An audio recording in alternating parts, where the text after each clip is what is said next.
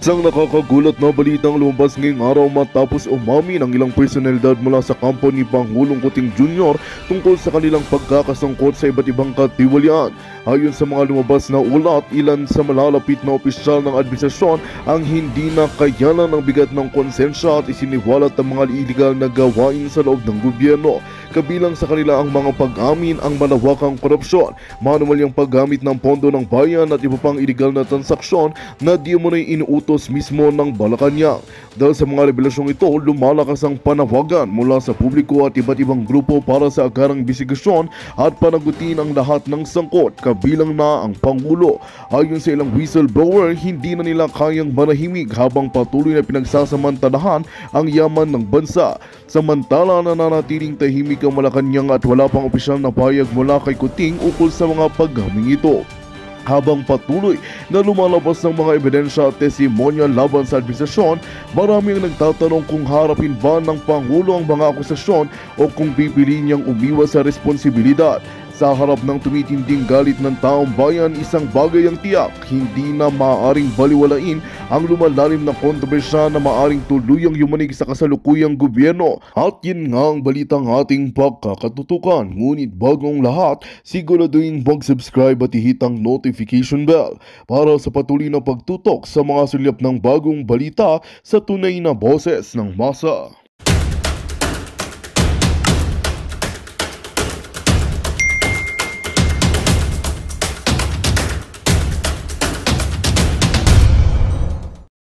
Kay Baguio Mayor. Talaga pong sinabi niya kasi ngayon nasa executive ano na siya, yung ano niya is mayor. Executive yung ano niya. So siya yung talagang clearly on the ground, nakikita niya ngayon kung paano ini-implement yung mga utilization of the budget, like kitang-kita niya kasi. So talagang inamin niya na noon 10% pero ngayon up to 30 to 40% at ang ginagamit nga ay ang DPWH kasi nga nandyan yung mga government projects at most of these projects are either like tulad niyang halimbawa yung ginawa na yan sa flood control, which is really ridiculous na talagang in-announce na merong ganyang karaming flood control projects ng DPWH or whatever, kung sino man ang naging part ng na yan. And yet, nakita naman natin kung ano yung disaster na ginawa ng mga bagyo at baha diyan sa Pilipinas. At anong nangyari dun sa flood control project na yan? Talaga namang at wala po. Hindi talaga nila binibigyan ng Those projects lahat talaga naman. Yun na nga po eh. So ang nangyayari kasi, ang nakakaawa kasi sa mga kababayan natin, at hindi natin sila masisi dahil talagang gutom sila. Talaga pong napakadali na yung parang masway sila na okay, ito yung binigay ng ng government. If they give them a peso, milyon ang kinukuha pabalik ng ng mga kandidato na to, ng mga government officials. Hindi nila nakikita kasi yun kasi ang naramdaman lang nila nakakuha sila ng kaunting halaga mula dito sa politician na ito o kaya sa kandidato na ito. Mahalaga sa kanila yon, naintindihan ko. Kaya lang dapat ang kaakibat na pag-iisip noon is magkano yung nakulimbat ng politician na ito o ng kandidato na ito, na binigyan ako ng kaunting halaga pero magkano yung napunta sa bulsa niya in exchange. Napakahalaga po na there is something behind the scene na hindi nakikita ng mga kababayan natin. Kawawa po sila kasi napakadali po kung minsan na matuwa dahil siyempre nakakuha sila ng konting halaga, napakahalaga na sa kanila noon kasi maitatawid na yung gutom nila sa araw na iyon. Mahalaga sa kanila yun, naintindihan ko. Pero ang hindi natin naintindihan is yung in exchange for that small amount of money, ang laki ng ibinulsa ng mga politicians na ito. Yun po yung... Well, Your Honor, Auriam, pwede bang pasinagin mo naman kami ng iyong itsura? Miski sandali lang. Isa pang karapat-dapat. Ayan, maraming salamat. Ayan, pang-Congress, pang-Senado talaga. Salamat. Ikaw ang tunay na dapat maging kongresista. Tatawagin ko lang in order yung mga susunod natin. Mr. Chair. Si Mr. Chair, sandali lang. Si Yojit, si Dumelski, si Rose, si Amor, si Wada, at si Mercado. Okay? So, wag kayo mag-alala. Mr. Chair. Tatawagin namin kayo. Go Mr. ahead. Chair, sandali lang. Before pa natin pagsalitain si Your Honor Yagit, gusto ko lang sanang i-emphasize kanina kasi maganda, na-mention kasi yung flood control projects. Unang-una, dapat natin maintindihan niya yung Commission on Audit, yung COA, reported that in 2023, the 22 project under the Metro Manila Flood Management Project Phase 1 worth 510 million were not completed. Tapos itong project na to supported by World Bank na inutang ata natin ito na 450 million loan. Ito pa, yung 2024, the national budget allocated 353 billion to flood control project. Yet, persistent flooding issues remain. Kasi, hindi natin alam saan napunta nga yung mga yan. Tapos ito pa. Binulsa ng mga walang ya. Saan pa? Ano hindi natin alam? Oo, Alam ito natin. Binulsa nila mga walang ya. Oo, Mr. Chair, 5,500 flood control projects, several flooding persist. Pero ang sinasabi, na-implement daw yon. Pero ang tanong, asan ba talaga yung mga yan? Parang, yun na nga. Tama nga si kanina, ang ating Your Honor sa kanyang mga sinasabi. So right now, natin si Yogi kasi sabi ni Yogi, papasok ba daw siya sa Zoom? Hindi, Yogi, ikaw na. Okay na, Yogi. Pasok ka na ngayon, Yogi. StreamYard. Yogi? Yeah. Yan na. Yagit. Yagit pala, Yagit, hindi Yogi. Yagit. Okay. Naman, Yagit, sobra ka naman. Lahat tayo mayaman sa prinsipyo, sa paninindigan. Silang Yagit dahil sila mga magnanakaw. Okay? Silang Yagit. Silang tunay na Yagit dahil manduruga silang lahat. Diba? Tama ka dyan. You have the floor po. Unmute po. Yagit, kailangan mag-unmute ka. Naka-mute ka. Ay, nawala si Yagit. Sige. Kung may technical problem si yung susunod na lang. Jumelski. Babalikan ka namin, Yagit. Hello po. Go ahead, Jumelski, Your Honor. Naririnig niyo po ako? Opo, narinig ko na kayo. Pwede ba masilayan kayo ng kaunti? Kayo ba po ay aayon sa rally bukas? O di naman kaya kung wala kayo sa Pilipinas, papupuntahin niyo ba ang inyong mga mahal sa buhay at kaibigan sa rally? Hello po, Attorney Prof. Ana and Madam Harlika. Yes, Your Honor. Unfortunately, andito po ako sa Norway right now. Pero yung friends ko and family, I encourage them na mag-join sa rally at makilahok sa iba't iba pang pag-uusap sa tungkol sa nangyayari sa ating bansa. Bakit po? Bakit? Wait lang. Yun po kasi ang nangyayari na ngayon ay iba na, hindi na siya kagaya ng past administration na meron tayong tawag dito, panatag tayo sa nangyayari sa ating bansa na hindi tayo kakaba-kaba na kinabukasan ang taas na ulit ng ganitong item. Sa susunod, iba na naman. Yung meron, tumututok talaga sila sa mga pangunahing pangangailangan ng mga kababayan natin. And kasi sa past administration, kaya din naman, to be honest, sumuporta tayo kay BBM. Binoto natin siya in return na ipagpapatuloy niya yung mga nasimulan ni FPRRD. Doon tayo kumapit. Ngayon, we feel betrayed. Marami dito sa Norway, we feel betrayed na hindi ipinagpapatuloy yung mga ipinangako niya kay BP Sara, sa taong bayan, and sa ating mga OFW, sa ating mga immigrant. Kasi doon tayo kumapit. Kaya ngayon, marami tayo nagsasalita kasi kung tama naman yung ginagawa, bakit tayo tutulig kung nakikita naman natin na pinagpapatuloy yung mga ipinangako, bakit tayo kokontra, di ba? And my point po tungkol sa PhilHealth ay we had the pandemic not many years ago. Ano yung assurance natin na hindi siya babalik? Considering na tinanggal nila yung subsidy para sa PhilHealth, siniro out nila. I mean, they are saying na merong reserve funds. Okay, let's say yes. Pero what if, wag naman sana, pero kung dumating yung pandemic at lubhang maapektuhan ang Pilipinas kasi napakarami nating populasyon sa Pilipinas, and kung sumabay sa pandemic ang iba pang cases ng mga health issues at magsabay-sabay, makakasapat ba yung reserve funds na sinasabi nilang reserve funds na meron ang PhilHealth? Yun po ang... Your Honor, ibahagi mo nga kung paano sistema dyan sa Norway, kasi alam ko Norway meron din kayo universal healthcare. Paano sistema dyan na yan ang ating ninais nung naisabatas natin yung universal healthcare? Yes po, napakaganda ng system namin dito sa health system ng Norway. Hindi mo na kailangan pumila ng mahaba or mag-antay ng matagal para lang maservisyohan ka ng kung ano yung kailangan mo para sa health mo. Kailangan mo lang mag-fill up and all, and then sila na yung kukontak sa'yo or kaya naman tatawag ka, and then diretso ka na sa mga clinic or hospitals. Hindi ka na pupunta sa mga politiko para humingi nito yung guarantee letter or pumila ka sa mga bahay nila ng napakatagal. Walang ganon.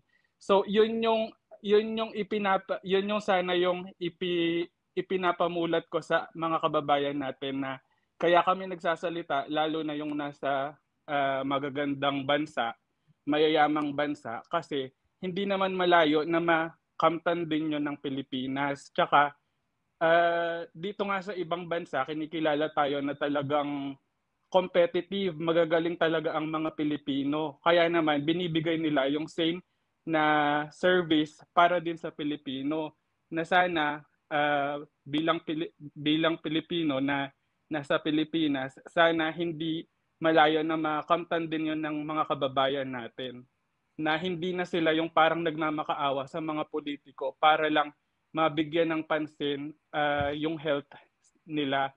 Lalo pa ngayon, siniro out yung subsidy sa PhilHealth.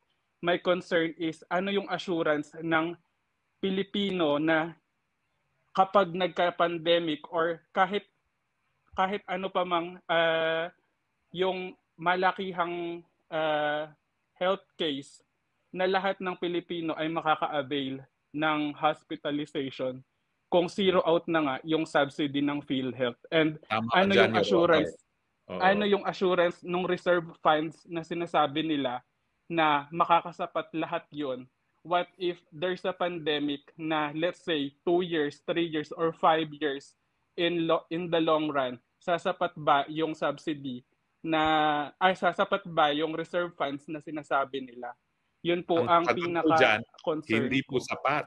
Kasi nga, yung sinasabi nilang reserve fund, nagbalik pa sila ng 90 billion noong 2024. Samantalang doon sa batas na isinulong natin, dapat lahat ang pondo ng PhilHealth mapunta sa benepisyo at sa pagbaba ng contribution. So talagang krimen ang ginawa nila, walang puso. Nandyan na nga ang batas, nandyan na nga ang pera, pinagkait pa sa mahirap dahil ang gusto nila ang mga mahirap tuluyan ng mamatay.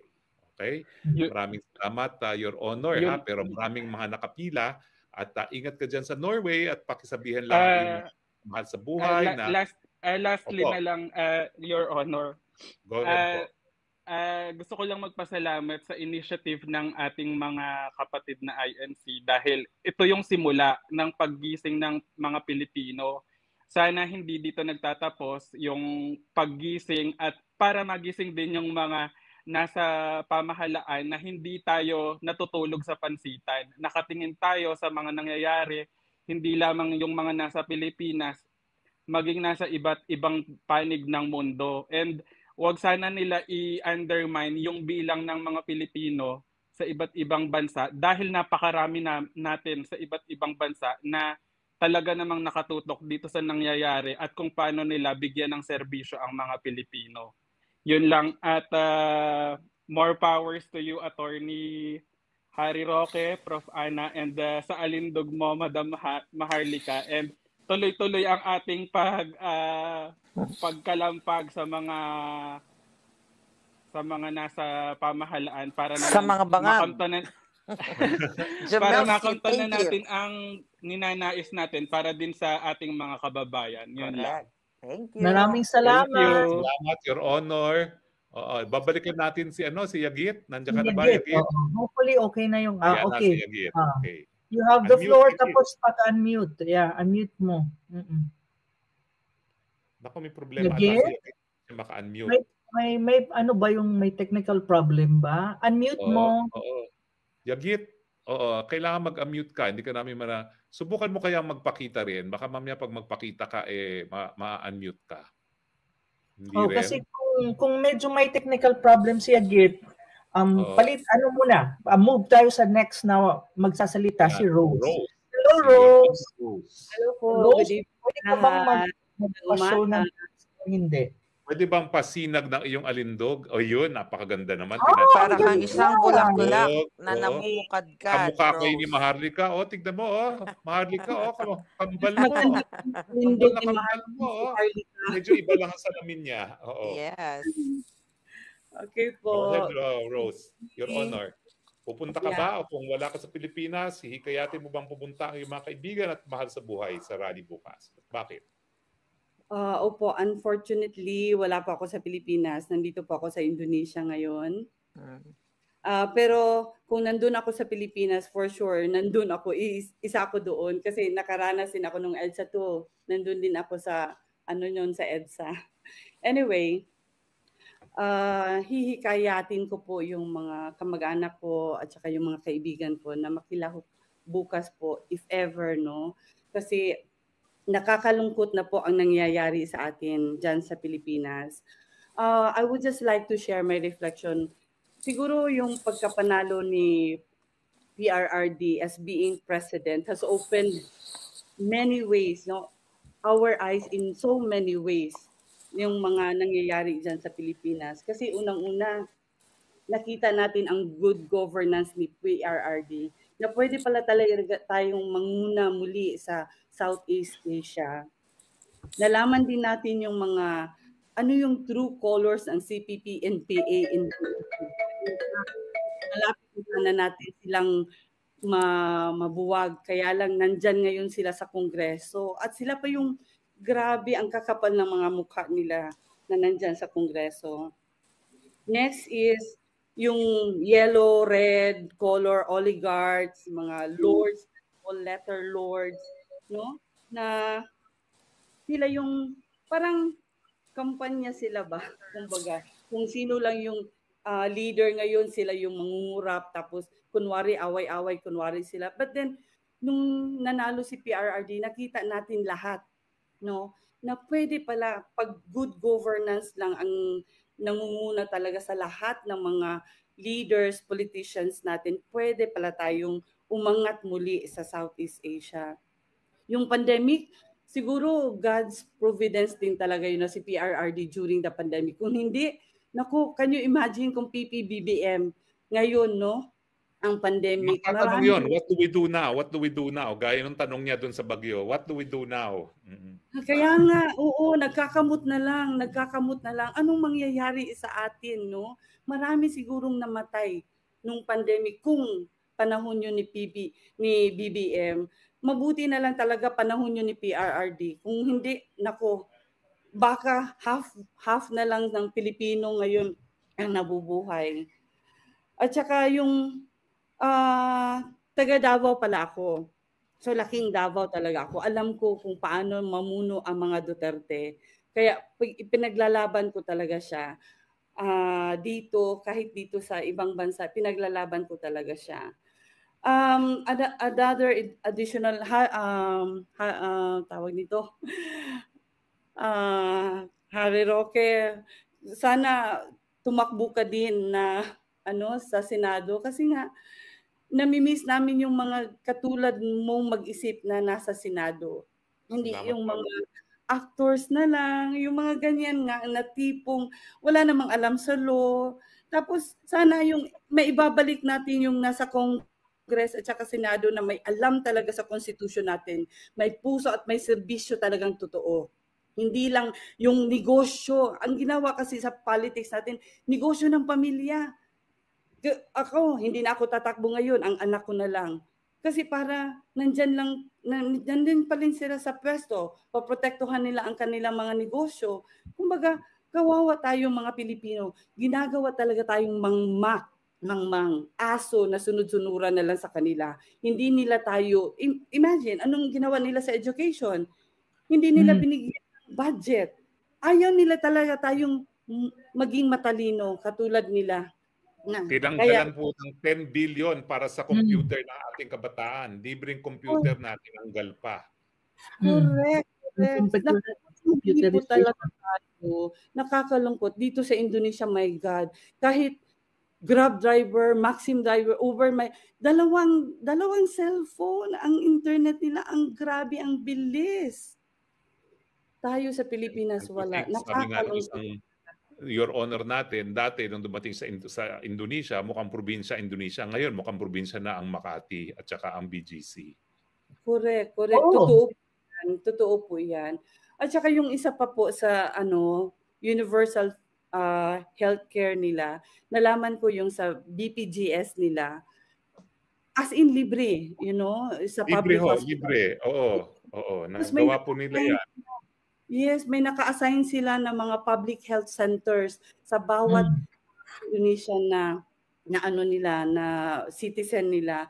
At saka nakakaganda doon, Attorney Harry Roque, yung pag hindi nila nagagamit in 1 year, pwede nilang makuha in cash. Correct, na ibabalik. Bakit nga naman kasi hindi ibabalik ang bayad, no? Oo. Kasi hindi naman talaga tayo magkakasakit every year, di ba? So, at least napapakinabangan pa din nila yung kanilang contribution, which is maganda. At saka yung government dito, nagbibigay talaga ng subsidy. Yung gasoline dito, 10,000. That is only 34, 34 per dito liter. po, Pilipinas po, magsisisenta na. Yes, totoo, correct. At saka yung infrastructure dito, my God. Pagdaan mo sa umaga, wala pang bridge. Pagdating mo sa gabi, nandyan na yung bridge. Ganon kabilis yung infrastructure nila, which is ngayon naputol. Wala kasing kurakot siguro, no? Takot na makulong ang mga politiko. Takot mabintay ka mo. Mabilis sila dito mag-address ng mga politicians na according to them, mabilis nilang maparusahan yung mga corrupt na mga politicians. Unlike there sa atin, kahit na-accuse, dyan na din sa Senado.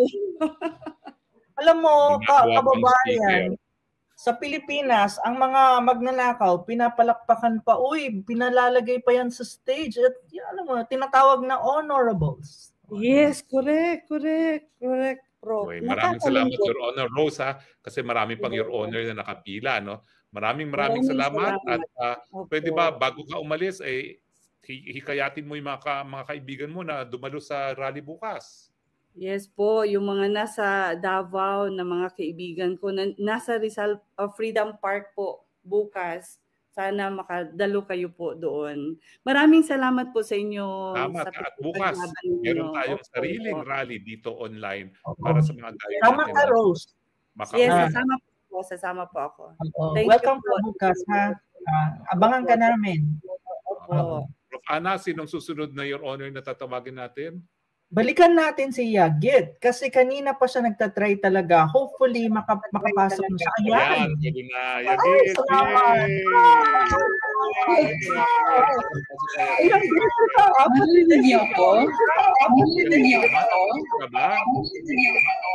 Your Honor, patayin mo yung isa mo nasa Zoom ka ba? Ano ka muna? Leave ka muna.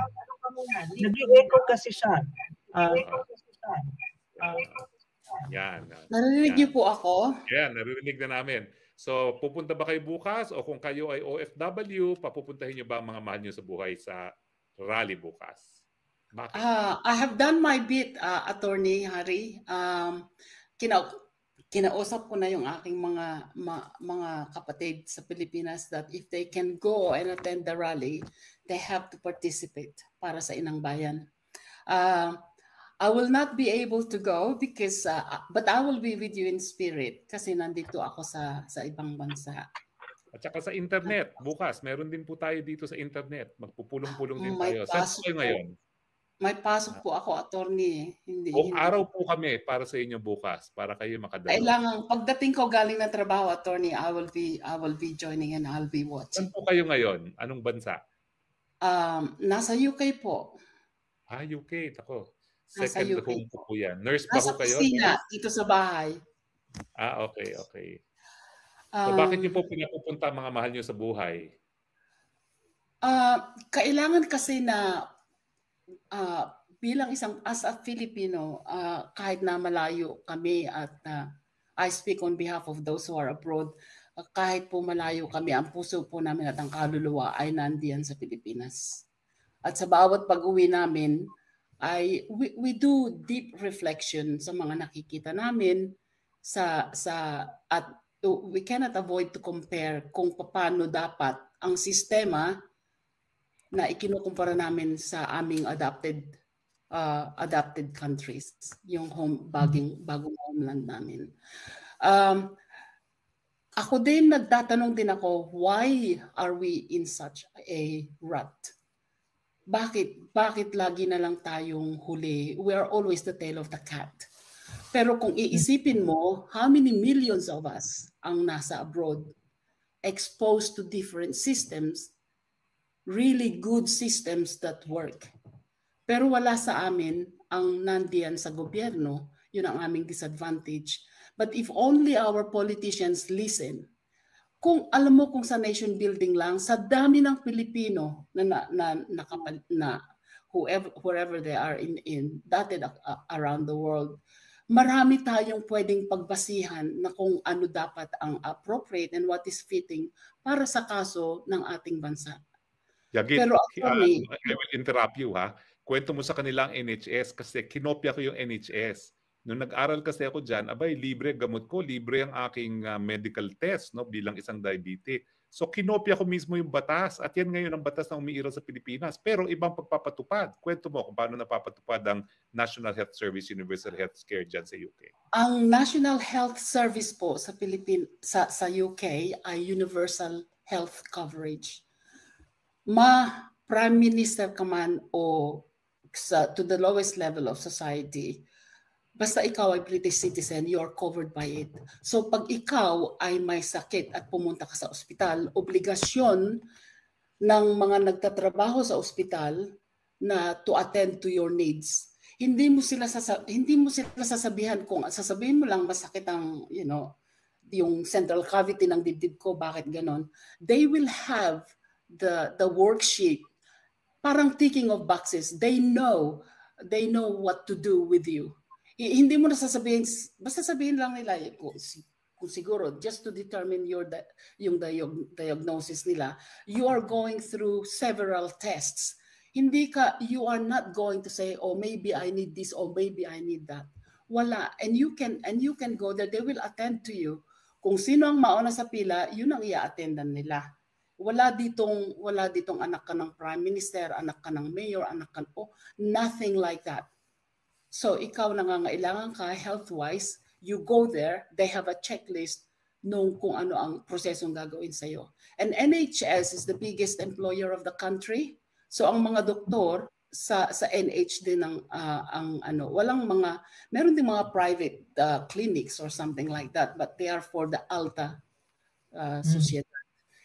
Pero kung katulad dito, pag ipinanganak ang bata, anak man ng Prime Minister o anak man ng Member of the Parliament at anak ng ordinaryong tao, lahat-lahat, automatic yun. Pag nakarehistro ang bata, na ipinanganak ang bata, automatic sa sistema nila, meaning the national government, hindi sa baryo, hindi sa probinsya, which I think we should have central. Magandang balita ang hatid namin sa inyo ngayong araw. Sa pagtatapos ng aming balitaan, nagbigay kami ng mga mahalagang impormasyon. Maraming salamat sa pagtutok at pagsuporta sa aming programa. Huwag kalimutang manatili sa mga susunod na araw para sa mga bagong balita at mga kwento na dapat nating abangan. Mula sa Boses ng Masa, magandang araw Pilipinas!